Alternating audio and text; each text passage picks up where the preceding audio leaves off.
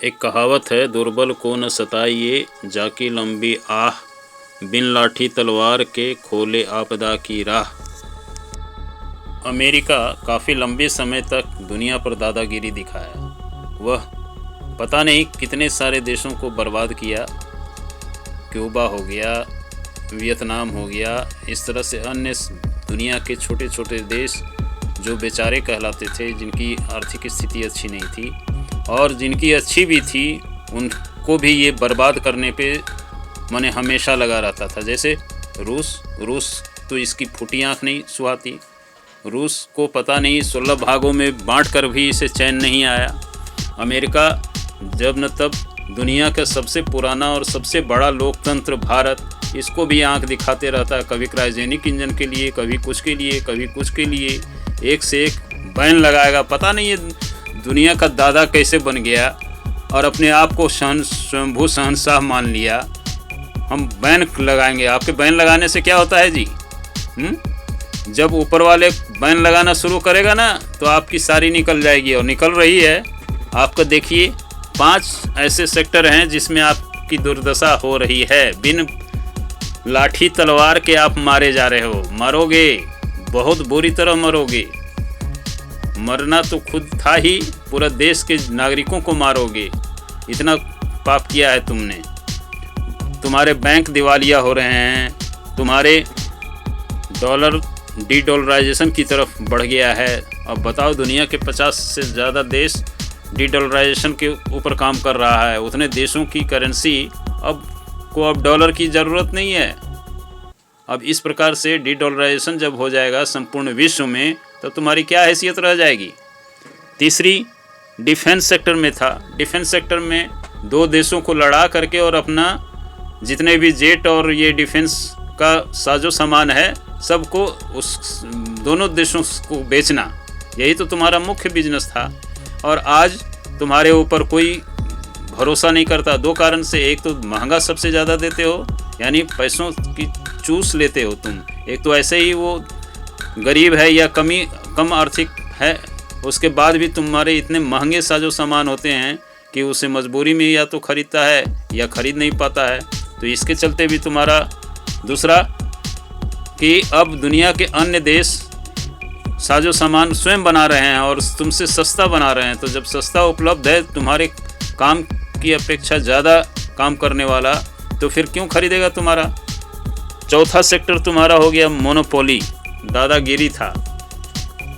आज एशिया पे, तो कल अफ्रीका पे, परसों यूरोप पे, तो एक दिन ऑस्ट्रेलिया पे, यानी दुनिया के सभी महादेशों के देशों को ये दादागिरी धौंस दिखाते थे। ये मोनोपोली अब आपकी ख़त्म हो गई। जरा सा नॉर्थ कोरिया को तो आप संभाल नहीं सके। नॉर्थ कोरिया आपकी बात माना? नहीं मानेगा, बिल्कुल नहीं मानेगा। और नहीं मानते हुए वो सारा काम करता है। वहाँ के नागरिक जीवित है, पूरा निर्जन नहीं हो गया है, आज भी जीवित है। और जब भी, जिस दिन भी वो संपूर्ण रूप से होगा, ये सारी आह तुम्हें खा जाएगी और खा ही रहा। कभी ईरान पे लगा देना, कभी किसी पे लगा देना। और 5वां है, द्वितीय विश्व युद्ध के बाद आपने यूएनओ बनाया। यूएनओ अर्थात एक ऐसा मंच जिस पर आपकी दादागिरी कायम रहे। हेड ऑफिस कहाँ? यूएसए। उसके डिफरेंट डिपार्टमेंट्स के हेड ऑफिस कहाँ? तो छोटे छोटे चीज़ों के अन्य देशों में, खास करके यूरोप में भर दिया है। यानी यूरोप और अमेरिका, यूरोप पिछलग्गू बना लिया अपना और अमेरिका स्वयं दादा बन गया। दादा कब होता है? जब उसके कुछ पिछलग्गू होते हैं तब ना। तो अपना पिछलग्गू यूरोप को बना लिया, जिसमें नंबर 1 पर इंग्लैंड, उसके बाद फ्रांस, जर्मनी, इटली वगैरह।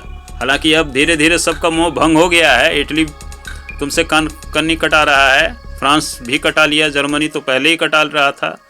अब कुछ दिनों में तुम्हारा इंग्लैंड भी तुमसे पीछा छोड़ा लेगा। अब इस प्रकार से तुम्हारी दादागिरी यूएनओ में भी नहीं चलेगी। यूएनओ कभी इराक पर दादागिरी के चलते वहाँ कुछ नहीं निकला, तब बम बरसा करके इराक को ख़त्म कर दिया। हम इसलिए ये नहीं कह रहे हैं कि इराक को ख़त्म करने से, हालांकि सद्दाम हुसैन चला गया। सद्दाम हुसैन पर आपका यही आरोप था ना कि वो केमिकल वेपन बना रहा है, जिसका मतलब अमेरिका या विश्व के मंचों को वो नहीं साधन मुहैया करा रहा है, जांच करने नहीं दे रहा है, तो उसको बर्बाद कर दो। और यही अमेरिका वेपन, यही जब चीन केमिकल वेपन छोड़ो बायोलॉजिकल वेपन इस्तेमाल किया, क्या किया? कुछ नहीं, टाई टाई फिश, साल 2 साल चिल्लाया, उसके बाद टाई टाई फिश हो गया। तुम्हारी सारी दादागिरी चाइना भुला दिया। चाइना हो गया, साउथ कोरिया हो गया, ईरान हो गया, तो सब पर बैन लगाओगे और बैन लगाते लगाते एक दिन पता चलेगा कि तुम्हारे हाथ पाँव बंधा गए। और आदमी बांधेगा तो बांधेगा, ऊपर वाला भी तुमको बांध रहा है और खुद बंधा रहे हो। अब तो तुम्हारी ये 5 सेक्टर गया, बैंक डूब ही गए, डी डॉलराइजेशन हो ही गया। दुनिया के 50 से ज़्यादा देशों में तुम्हारा डॉलर के कोई अहमियत नहीं है, यू आर ज़ीरो। तो इस प्रकार से अब तुम्हारा वेपन भी कोई नहीं खरीद रहा है या खरीदेगा कुछ दिनों में, अभी कुछ खरीद भी रहा है, बस चंद दिनों का और तुम मोहलत देखो। वो कहते हैं ना, बिना लाठी के मार पड़ती है, तुम्हें प्राकृतिक मार पड़ेगी, आपदा आएगा, तुम्हारा सर्वनाश हो जाएगा।